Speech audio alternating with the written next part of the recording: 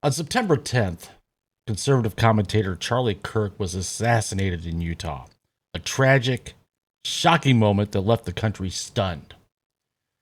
And Stephen King?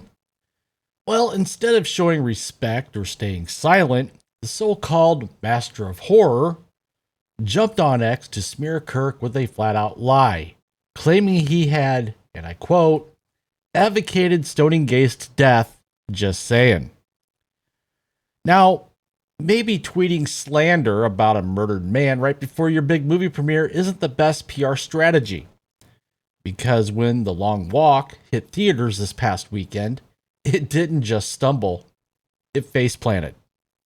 Opening with a miserable $11.5 million at the box office. By the way, it's the worst Stephen King debut in over 3 decades. So let's break it all down. The controversy, the backlash, and how Stephen King turned someone else's tragedy into his own cinematic disaster.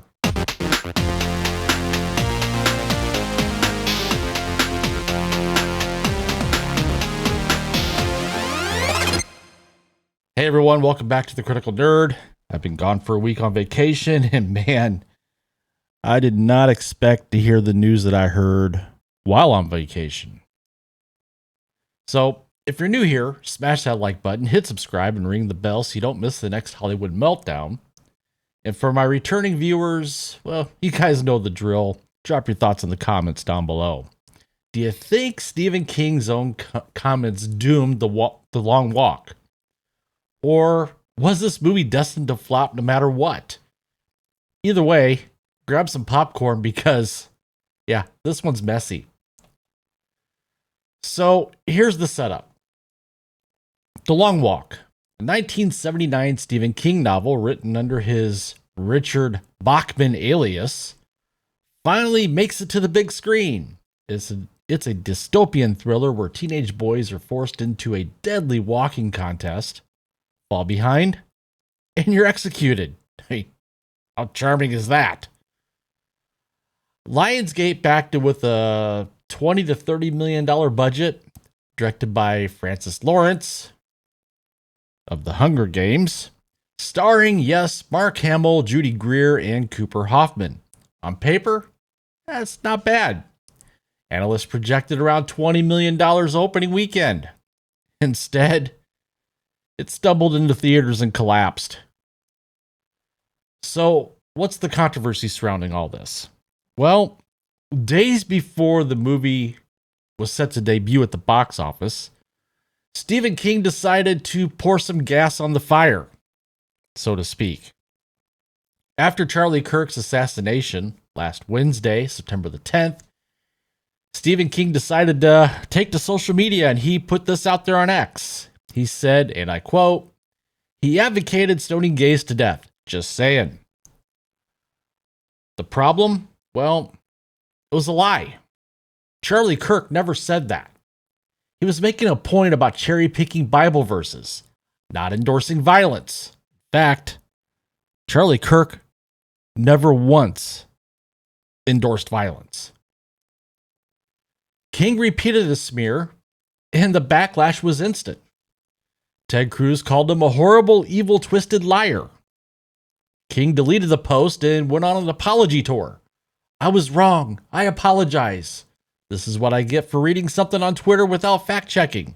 Multiple apologies, same message. But here's the kicker in all this. The lie racked up millions of views. Somewhere in the 15 to 30 million mark. The apology? Yeah, it got barely a fraction of those views. And once a lie hits the internet, you can't stuff it back into the toothpaste tube. And then came the movie's release at the box office. Instead of buzz, all the talk was about Stephen King's meltdown. The Long Walk opened to just $11.5 million.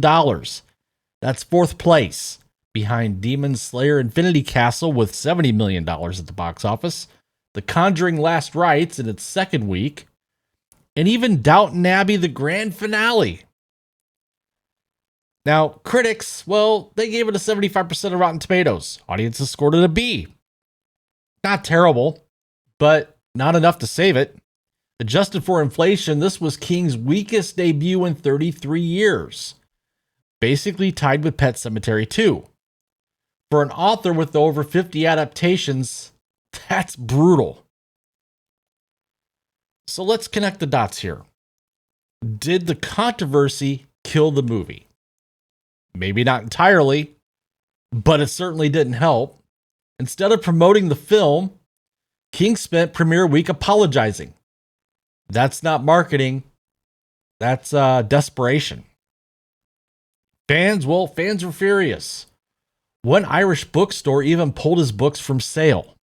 Online, people flat out said, I was going to see it, but after King's comments, no way.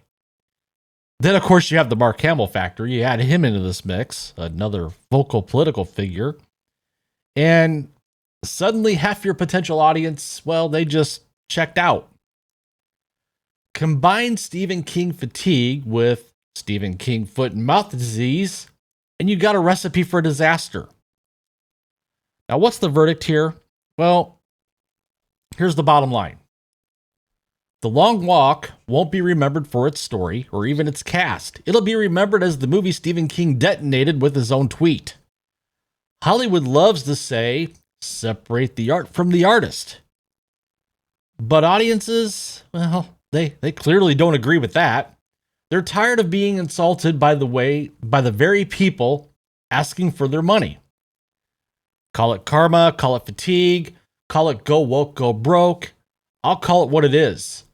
Stephen King's longest walk yet. Straight into the box office graveyard. So, what do you guys think about all this?